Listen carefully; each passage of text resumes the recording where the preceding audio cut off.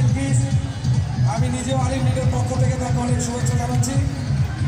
আমরা এখন অনুষ্ঠানের গানের পরিবেশন যাব। আমরা আর দুইজন লোকাল শিল্পীর গান শুনব যারা আলিম লীগ থেকে এসেছে। তারপরে আমরা ঢাকা থেকে এসেছে শিল্পী মহুয়া, জান্নাত, সুহানা। আমরা তাদের গান শুনব, থাকবেন তো আপনারা? আমরা আর দুটি গান শুনে আমাদের বিরতিতে যাব, তারপরে আমাদের মূল শিল্পী মঞ্চে আসবেন।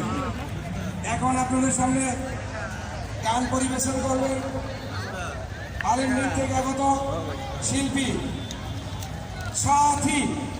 সাথীর জন্য একটা করতালি হবে। আসছে সাথী।